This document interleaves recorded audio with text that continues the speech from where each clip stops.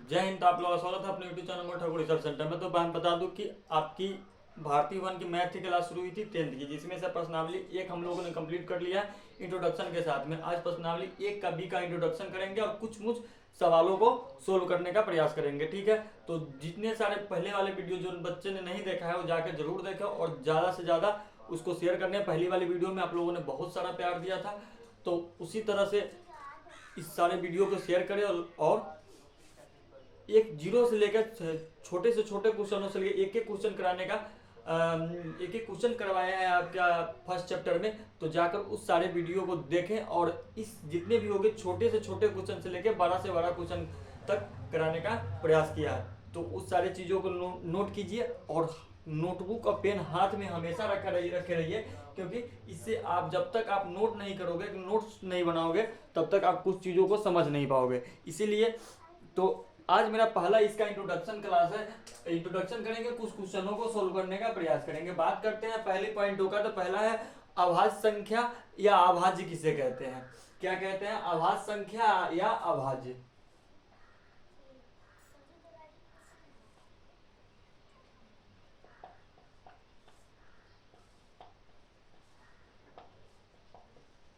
ठीक है, इसके बारे में बात करते हैं कि अभाज्य संख्या या अभाज्य हम किसे कहते हैं। तो बात करते हैं किसी भी धन पूर्णांक को अभाज्य कहते हैं। क्या कहते हैं? किसी धन पूर्णांक को क्या कहा जाता है? एक अभाज्य कहा जाता है यदि इसमें दो या दो से अधिक ऐसे गुणनखंड के रूप में व्यक्त नहीं किया जा सकता। कहने का मतलब है कि अभाज्य उसे कहते हैं जिसे किसी दो से अधिक गुणनखंडों के रूप में आप उस चीजों को व्यक्त नहीं कर सकते। यानी कि उसका जो गुणनखंड होगा ना, दो से अधिक नहीं होगा, एक हो सकता है और उससे छोटा होगा। सबसे कहने का मतलब मेन पॉइंट है कि जिनमें प्रत्येक गुणनखंड उस पूर्णांक का क्या होगा, उस पूर्णांक से छोटा होगा। अभाज्य उसे कहते हैं। अभाज्य किसे कहते हैं? किसी धन पूर्णांक को अभाज्य कहते हैं।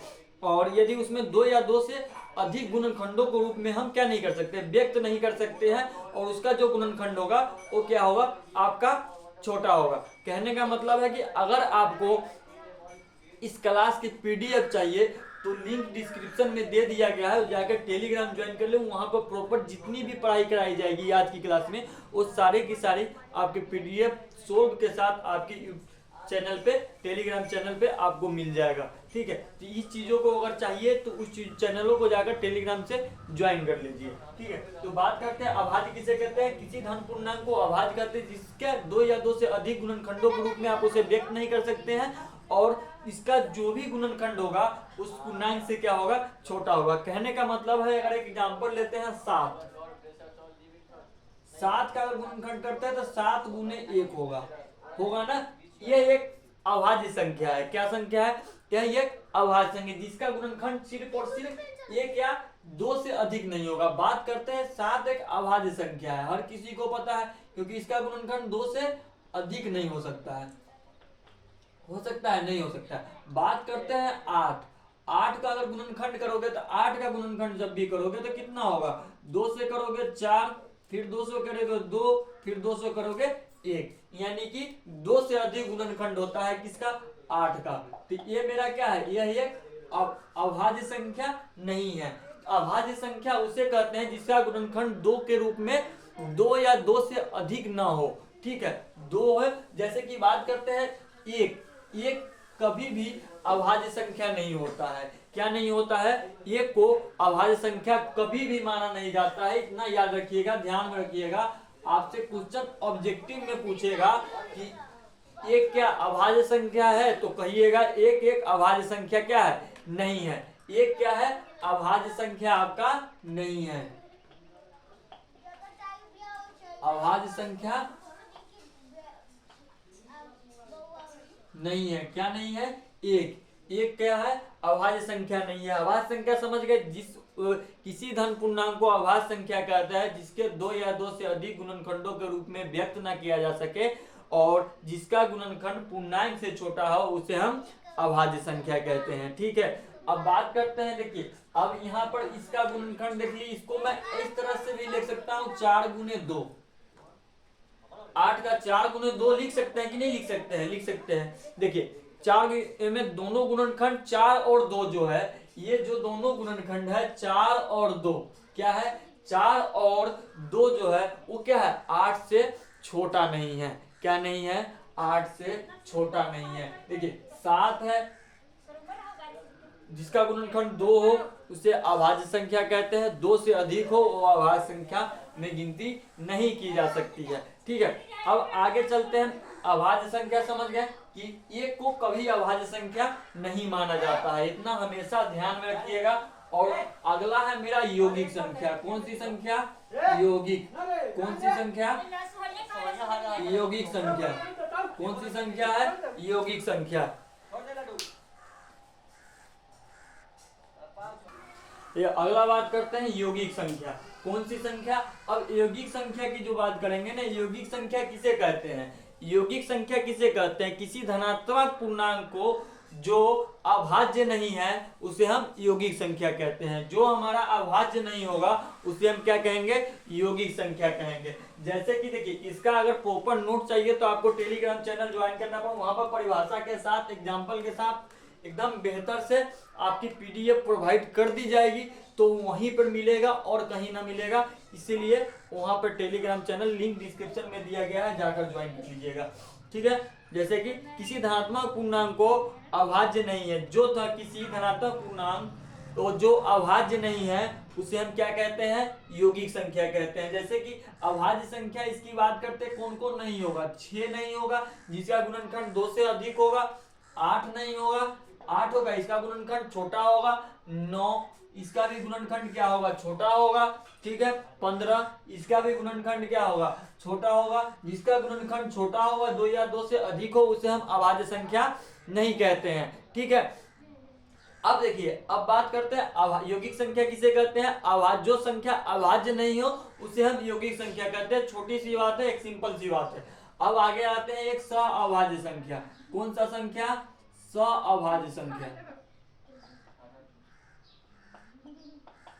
अब देखिए, सअभाज्य संख्या किसे कहते हैं, सअभाज्य संख्या की बात करते हैं तो दो पूर्णांक मान लीजिए, कोई ए और बी को एक दूसरे के लिए अभाज्य या सअभाज्य, कोई भी दो पूर्णांक को, कौन सा, ए और बी। ठीक है, कौन सा, ए और बी को एक दूसरे के लिए अभाज्य या सअभाज्य कहते हैं। जैसे कि बात करें कि यदि कोई मान लीजिए कि यदि मौसा ए और बी, ए कोई भी दो पूर्णांक है, लीजिए उसका मौसा निकालना है, ए और बी कोई दो पूर्णांक दिया हुआ है, इसका मौसा कितना होगा, एक ही होगा ना, कितना होगा, एक होगा। जैसे बात करें, जैसे एक सवाल लेते हैं कि मान लीजिए एक की जगह पर एक 17 दे दिया, एक की जगह पर एक 19 दे दिया।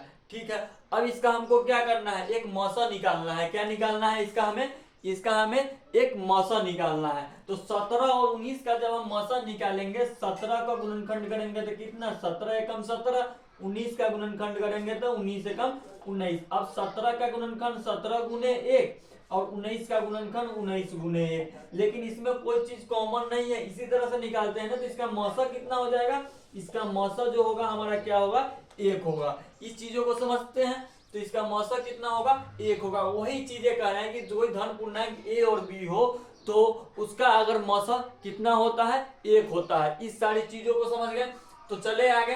सअभाज्य संख्या तक कोई किसी की दिक्कत है, नहीं दिक्कत है। जैसे कि 16 और 19, 16 जैसे 17 और 9 मैंने बताया, 16 और 19 के भी गुणनखंड करोगे ना, तो आप 16 और 9 का गुणनखंड मान लीजिए, 16 और 9 का गुणनखंड करके देखते हैं, इसका मौसा निकालते हैं। तो 16 का गुणनखंड करोगे 8, 4, 2 और 2। ठीक है, 9 का गुणनखंड करोगे कितना, 3 और 3। अब 16 की बात करते हैं, 16 को कितने 4 है, 4 4 है, 2 है, 2 3 1 4। अब 9 की बात करते हैं तो 3 गुने 9। अब इसमें कोई कॉमन है, कोई कॉमन नहीं है, कोई मिल नहीं रहा है, तो इसका मौसा कितना हो जाएगा, इसका मौसा जो होगा आपका भैया कितना होगा, 1 होगा। इस चीजों को समझ रहे हैं, यही चीजें बता रहा है कि सअभाज्य संख्या किसे कहते हैं। जो मान लीजिए कोई दो पूर्णांक ए और बी 16 और 9 या दे दे, 17 और 1 दे दे, तो इस टाइप में ना उसका मौसा कितना आएगा, 1 आएगा। और लौसा की बात है तो उसके आगे चलते हैं, उसके बारे में आपको बताते हैं कि लौसा किसे कहते हैं। ठीक है, तो इसको आप नोट डाउन कर लीजिए, जल्दी से आगे की चर्चा करते हैं।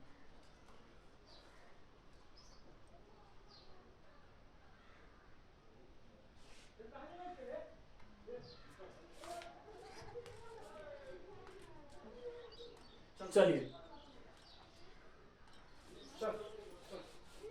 ये देखिए, गुणनखंड हम दो विधि से निकालते हैं, आपको ही पता है, हमें भी पता है, हर किसी को पता है कि गुणनखंड कितनी विधि से निकलती है। दो विधि से हम लोग गुणनखंडों को क्या करते हैं, निकालते हैं। जैसे एक भाग विधि द्वारा, एक गुणनखंड विधि द्वारा, दो टाइप के हम लोग निकालते हैं, सॉरी मसा दो टाइप के निकालते हैं, एक भाग विधि द्वारा, एक गुणनखंड विधि द्वारा। इस टाइप से हम लोग मसा निकालते हैं। जैसे बात करते हैं, पहला आता है भाग विधि द्वारा। पहला भाग विधि द्वारा किस तरह से अगर मसा निकाला जाए,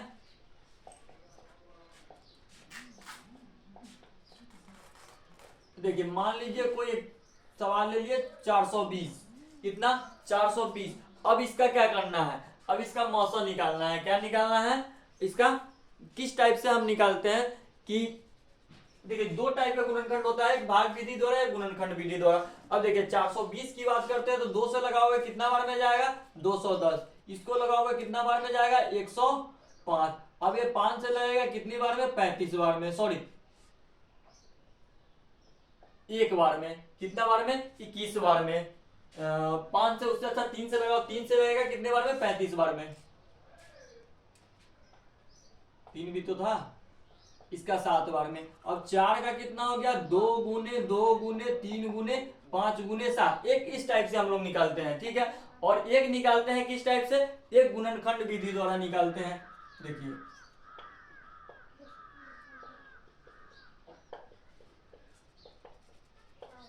अब देखिए जैसे कि 420, अब इसका गुणनखंड निकालोगे, यही चीज है। इसमें क्या किया है, सेम एक इस टाइप से निकालना है, जो हमारे सवालों में करना है ना, जो हमारे चैप्टरों में करना है, वही सारी चीजों के बारे में बता रहे हैं। जैसे 420 के 2 से गुना किया तो कितना आया है, 2 से भाग दिए तो 210 आया है।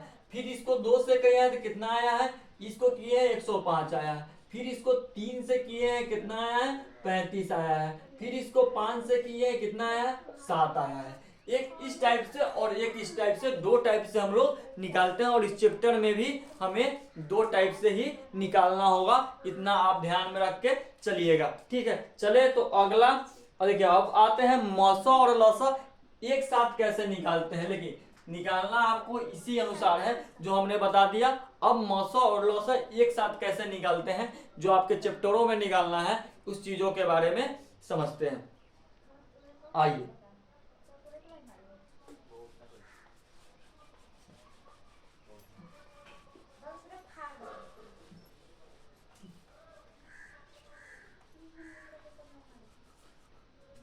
अच्छा, ये मौसा और लौसा किस टाइप से निकाला जाता है उसको समझिए। जैसे कि पहला मौसा और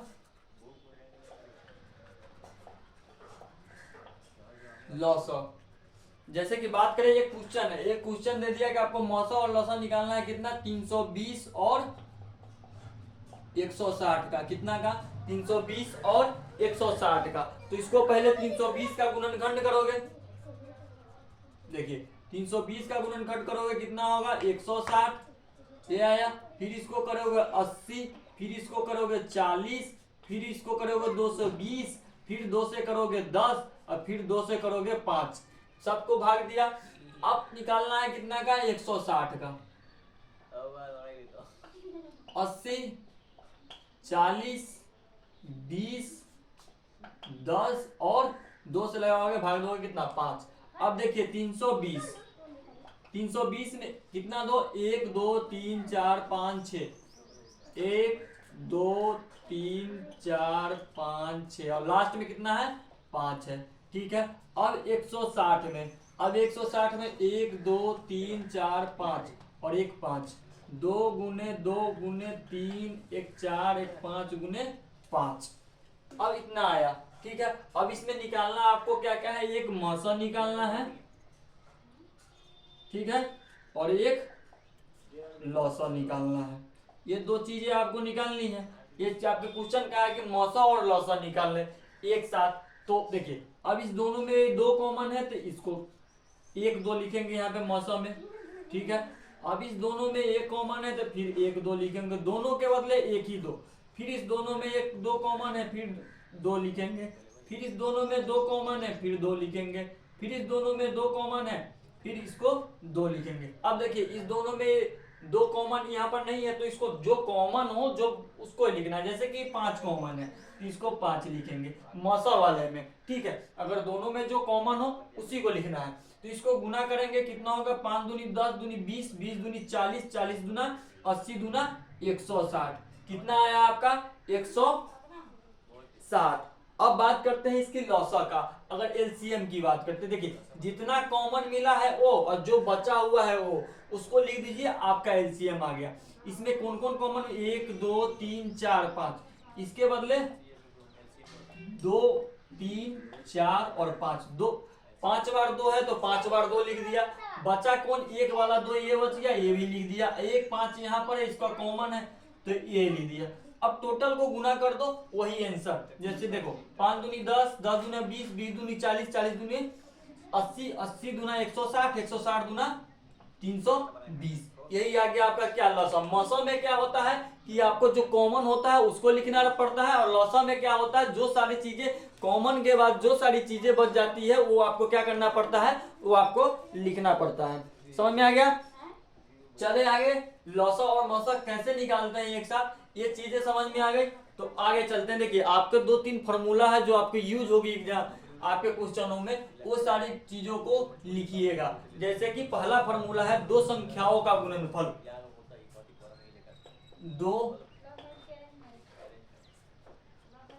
दो संख्याओं का गुणनफल बराबर क्या होता है। जैसे कि गुणनफल बराबर होता है एचसीएफ इंटू एलसीएम। देखिए इस पे एक क्वेश्चन देखते हैं। जैसे कि आपके एग्जाम में देगा दो संख्याओं का गुणनफल, एचसीएफ बराबर मान लिए दे दिया 4, ठीक है। छोटी सी सवाल लेते हैं। जैसे कि आपको दे दिया, इस पर क्वेश्चन देख लीजिए कि जैसे कि एचसीएफ बराबर आपको कितना दे दिया 4 और एलसीएम बराबर दे दिया 8, और आपसे बोला कि दोनों संख्याओं का गुणनफल बताए। तो क्या करना है, आपको पता है दोनों संख्याओं का गुणनफल क्या होता है, एचसीएफ इंटू एलसीएम। पता है आपको, क्या लिखोगे, दो संख्याओं का गुणनफल बराबर क्या होता है,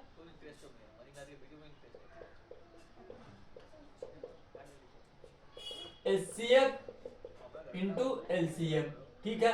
अब एचसीएफ कितना दिया हुआ है 4 और एलसीएम कितना दिया हुआ है 8, तो ये कितना हो जाएगा 32। यही आपका क्या हो गया, आंसर हो गया। इस टाइप से आपको सवाल देंगे इस वाले फॉर्मूला पे, ठीक है। अब वहां पर बड़ा सा अंक हो सकता है, छोटा मान लीजिए यहाँ पर ये भी दे देगा कि एक संख्या दे दी, जैसे कि यहाँ पर दे दिया, ये क्वेश्चन था कि एचसीएफ और एलसीएम निकाले, और उसके बाद कहेगा कि दोनों संख्याओं का गुणनफल बताए। एक तो एचसीएफ और एलसीएम हम निकाल लिए, हमारा एचसीएफ कितना आया 160 और एलसीएम कितना आया 320, ये बताया। और आपको कह दिया कि अब दोनों संख्याओं का गुणनफल बताओ। अब दोनों संख्याओं का गुणनफल क्या होता है, एचसीएफ इंटू एलसीएम। अब एचसीएफ इंटू एलसीएम तो 160 इंटू कितना करोगे 320 करोगे। अब जो आएगा वही क्या हो जाएगा, आपका आंसर हो जाएगा, दोनों संख्याओं का गुणनफल हो जाएगा, ठीक है। ये क्वेश्चन इस टाइप से पूछेगा जो आपके चैप्टर में भी है, ठीक है। अब आगे आते हैं दूसरा फॉर्मूला इसका। दूसरा जो फॉर्मूला है, दूसरा क्या है कि एचसीएफ बराबर क्या होता है।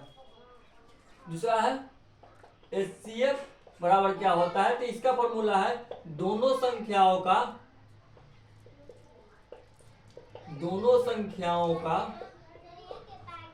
गुणनफल बटा एलसीएम। क्या होता है, दोनों संख्याओं का गुणनफल बटा एलसीएम। जैसे कि आपको एक पे क्वेश्चन दे देगा कि दोनों संख्याओं का गुणनफल मान लीजिए दे दिया 10 और एलसीएम दे दिया कितना, आपका एलसीएम दे दिया आपका 5। अब बोला कि भैया आप इसको बताओ कि इसका एचसीएफ कितना होगा। क्या कितना होगा, एचसीएफ कितना होगा। तो दोनों संख्याओं का गुणनफल कितना है 10, अब बटा में एलसीएम कितना है 5, कितना आ गया 2 आ गया। अब इस टाइप से क्वेश्चनों को आपके एग्जाम में पूछेगा, ठीक है। ये दो फॉर्मूला, एक लास्ट आपका फॉर्मूला है, एक फॉर्मूला है क्या कि एलसीएम बराबर क्या होगा। एक लास्ट फॉर्मूला क्या है, एक लास्ट फॉर्मूला है कि एलसीएम बराबर क्या होगा। जैसे कि दोनों संख्याओं का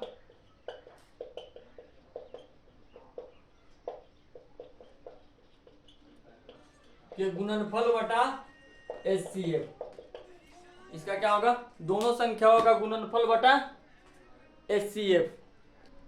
क्या है कि एचसीएम बराबर क्या होता है, दोनों संख्याओं का गुणनफल बटा HCF। अब दोनों संख्याओं का गुणनफल मान लीजिए, यही सवाल होगा, HCF दे देगा 5, आपको LCM बताना है। आप ये आसानी से निकाल सकते हो। देखो इस सारी चीजों को ना आपको चैप्टर में इस सारी चीजों को काम करनी पड़ती है। जब तक इस चीजों को काम नहीं करोगे तब तक कोई फायदा नहीं है। जब तक आप इस चीजों को प्रैक्टिस नहीं करोगे ना तब तक कोई चीज नहीं आप समझ सकते हो। कि देखिए सबसे पहली बात कि मैथ को समझने के लिए सबसे ज्यादा प्रैक्टिस चाहिए, और इस सारी चीजों पर आपको प्रैक्टिस करनी पड़ेगी, क्योंकि एग्जाम में आप इस साल वाले पेपर भी लेकर देख सकते हो कि इस साल एग्जाम में भी बहुत सारे क्वेश्चनों को पूछा गया है चैप्टरों से। एक एक चैप्टरों से क्वेश्चन उठाया जाता है बिहार बोर्ड में। तो इस सारी चीजों के एक एक चैप्टर को ध्यान से पढ़ने का प्रयास कीजिए और समझने का प्रयास कीजिए हर सारी चीजों को। तो इसको आप ये 3 फॉर्मूले को नोट कर लीजिए। एक हो गया, और एक अलग पॉइंट है कि भाग विधि द्वारा आप HCF LCM निकालना है तो किस तरह से आप निकाल सकते हो। यही क्वेश्चन का एक भाग देकर ही निकालने वाला होता है जो आपको पता होगा। ठीक है, तो उसको कंप्लीट करते हैं, उसके बाद चैप्टर के कुछ क्वेश्चनों पर चलते हैं, उसके बाद आज की क्लास यहीं पे रोकेंगे, फिर कल होगी पूरी चैप्टरों के क्लास की खत्म। तो जल्दी से तो चले अगला किस टाइप से एक और निकाल सकते हैं क्वेश्चन।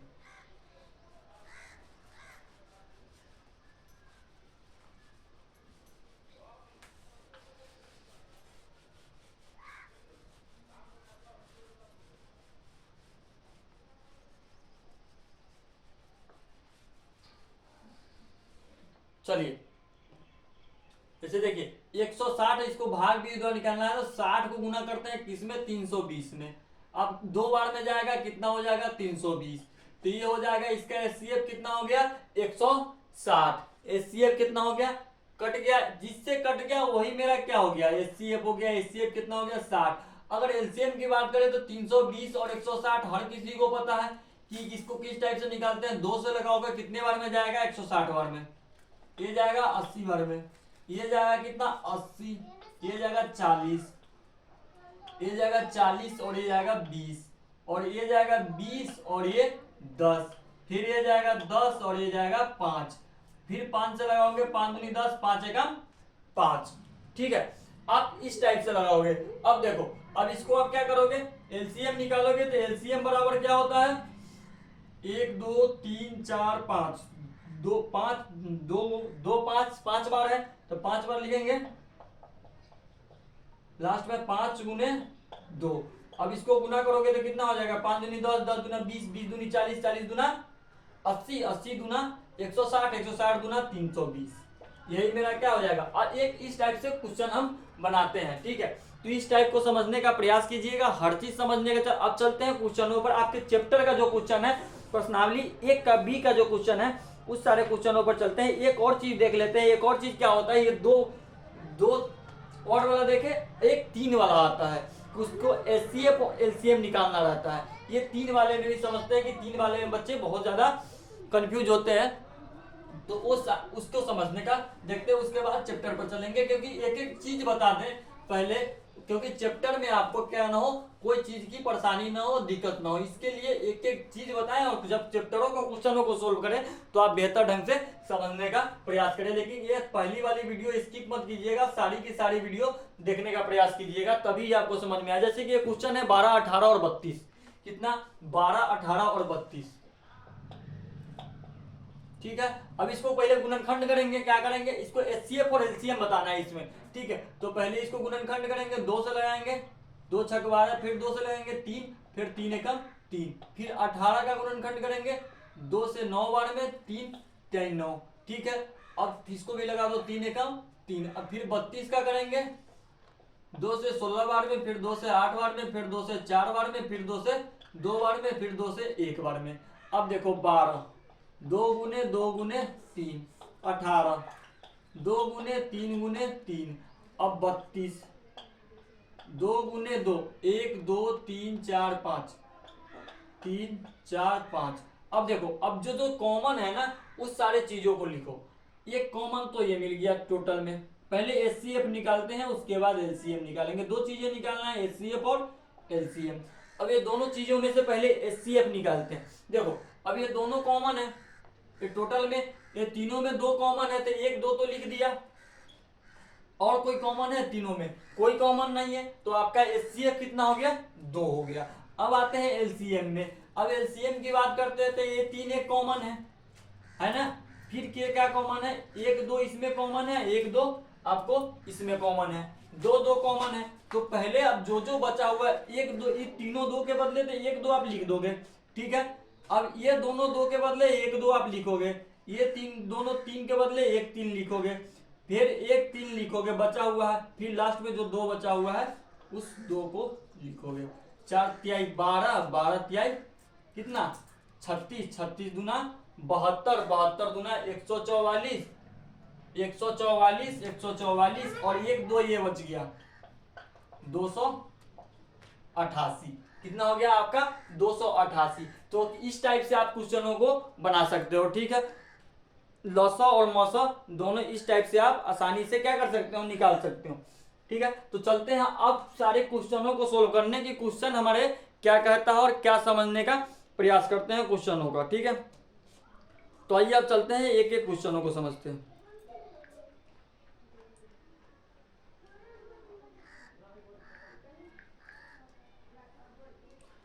एक के बी का क्वेश्चन पहला। अब देखिए मैं क्या कहूं, छोड़ो पहले क्वेश्चन देखो, हटाओ। जैसे कि पहला नंबर क्वेश्चन है कि किसी धन पूर्णांक p भाज्य होगा यदि p में केवल खाली स्थान दिया है और डैश से भाग दे। देखिए जब भी किसी भी धन पूर्णांक p भाज्य तभी होगा अगर p में एक और p से भाग दिया जाए। याद रखिए किससे किससे, पहला का पहला आंसर होगा कि p को और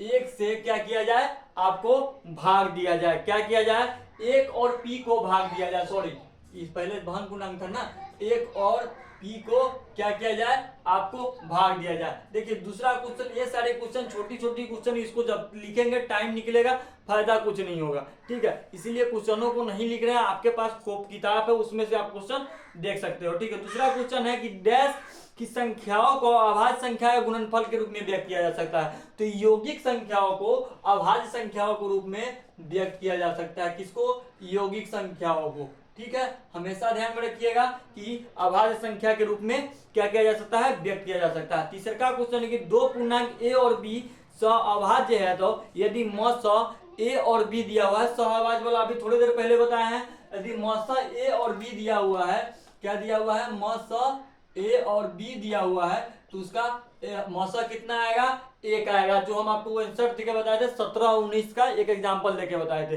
वही चीज यहाँ लाया हुआ है, ठीक है। सेम टू सेम वही चीज है। अगला चौथा नंबर क्वेश्चन देखिए, चौथा नंबर क्वेश्चन है कि मौसा 48 और 30, कितना, मौसा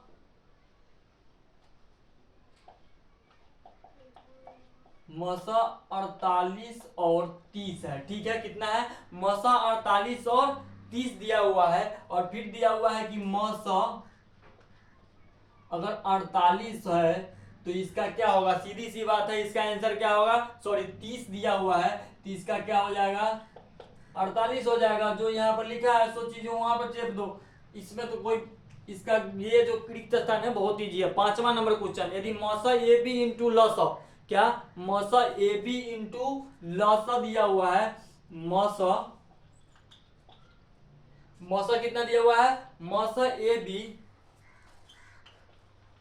इंटू लसा दिए हुआ है, तो आपको क्या कहा है कि अब ये खाली स्थानों को क्या करिए, भरिए। जब मौसा ए और बी दिया हुआ है तो लौसा भी यही होगा ना, ए इंटू बी ए होगा, लौसा भी तो ए इंटू बी ए होगा ना, इसमें दूसरा थोड़ी होगा। अब देखिए अब ये हो गया पहला का आपका पहला नंबर सारा सोल्व। दूसरे की बात करते हैं कि आपको एक चार्ट बनाया हुआ है कि कह रहा है कि निम्न गुणनखंडों को अज्ञात संख्या लिखे। अज्ञात संख्या में जो संख्या नहीं दी हुई है, जो लुप्त है, उस संख्याओं को लिखना है। जैसे कि बात करते हैं, एक ए दिया हुआ है, दूसरा का है, ठीक है, यहाँ पर 2 दिया हुआ है, यहाँ बी दिया हुआ है, ठीक है, ये सही से समझिएगा। फिर यहाँ पर 2 दिया हुआ है, यहाँ पर कितना दिया हुआ है आपका, सी दिया हुआ है, फिर यहाँ पर 2 दिया हुआ है, फिर यहाँ पर कितना दिया हुआ है, 17 दिया हुआ है। अब देखो इस क्वेश्चन को ना, अब क्या करोगे, 17 को 2 से गुना करोगे तो सी निकल के आएगा। 17 दूना कितना होता है 34, तो सी आपका आ गया कितना 34। अब ये 34 को इस 2 से गुना करोगे तो कितना आएगा 68, तब बी निकल के आएगा कितना 68। अब इस 68 को अगर ए से गुना करोगे यानी कि 200 कितना होगा 136, तो आपका अज्ञात संख्या ए बराबर 136, बी बराबर 68 और सी बराबर 34 आ गया। कैसे किए कि सी बराबर में क्या लिखे भैया, देखो सी बराबर में लिखे 17 गुने 2 आ गया 34। अब बी बराबर में क्या लिखे, बी बराबर में लिखे कि जो 34 आया था ये वाला 34 का गुना किसमें किए, ये बी में जो 2 दिया हुआ है उसमें किए, कितना आ गया 68। अब ए बराबर कितना किए, अब ए बराबर में जो था इस 68 को गुना किए ए का जो संख्या दिया हुआ था 2 में, कितना हो गया आपका 136। यही क्या हो गया आपका आंसर हो गया, ठीक है 2 का। अब आगे आते हैं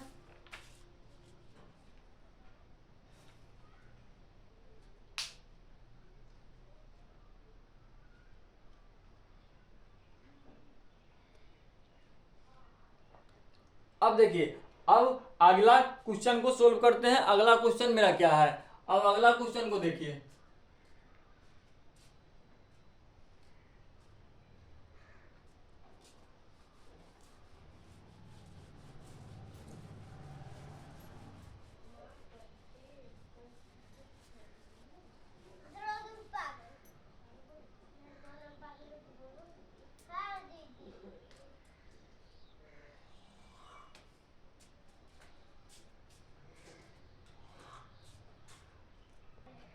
चलिए एक क्वेश्चन और देख लेते हैं, उसके बाद इस क्लास को खत्म करते हैं। उसके बाद कल से आपके अगले क्लास से क्वेश्चन, इसके लास्ट क्वेश्चन है, उसके बाद हम इसके बाद से नेक्स्ट वीडियो में सारे क्वेश्चनों को पूरा चैप्टर को खत्म करने का प्रयास करेंगे। जैसे कि एक इस टाइप से बनाया हुआ है बॉक्स टाइप से, ठीक है, इसमें बीच में गुना दिया हुआ है, फिर ऐसे दिया हुआ है,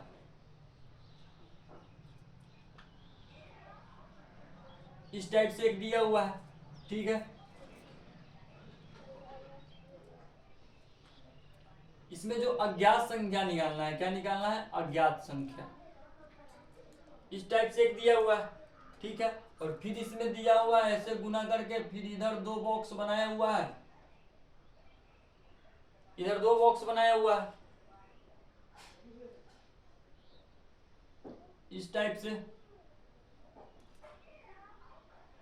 और फिर दिए हुआ है एक इस टाइप से बनाया हुआ है, एक इस टाइप से बनाया हुआ है, यही बनाया हुआ है। अब इसको आपको गुणनखंड निकालना है, क्या निकालना है गुणनखंड। यहाँ दिया हुआ है 72, तो देखो सबसे पहली बात आप ये सोचो कि 72 में यहाँ पर कौन सा संख्या रखे, यहाँ पर कौन सा संख्या रखे जिसका गुणनखंड कितना हो 72 हो। तो देखिए अगर यहाँ पर जो संख्या रखोगे ना तो उसका गुणनखंड 3 बार में आना चाहिए। जैसे कि 8 और 9 रख लेते हैं, 8 अगर 9 लेंगे, अगर मान लीजिए यहाँ 8 रख देंगे तो 8 का गुणनखंड करेंगे तो 3 आएगा, 2 चौके 8, 2 दूनी 3 आएगा। यहाँ पर 3 बॉक्स नहीं दिया हुआ है, इसीलिए यहाँ पर कितना है गुणनखंड 9 का गुणनखंड करेंगे तो 3 × 3। अब देखो यहाँ से 9 और यहाँ 8, 9 8 है 72, इसका गुणनखंड 3 × 3, इसका गुणनखंड 2 2 और 2, यही क्या आपका आंसर, ठीक है समझ में आ गया। तो आज की वीडियो यहीं पर खत्म करते हैं। नेक्स्ट वीडियो कल के वीडियो में सारे सवालों को सोल्व करेंगे, एक का भी खत्म करने का प्रयास करिए। और जितनी सारी पढ़ाया गया एकदम से बेहतर ढंग से पढ़ने का प्रयास कीजिए। जितना इंट्रोडक्शन में बताया गया, मुझे उम्मीद है कि इंट्रोडक्शन देख के आप इस चैप्टर के सारे क्वेश्चनों को सोल्व करोगे हमारे नेक्स्ट वीडियो आने से पहले। इस चीज को हमको पता है। तो आज के लिए इतना ही, जय हिंद, मिलते हैं कल के नेक्स्ट वीडियो में।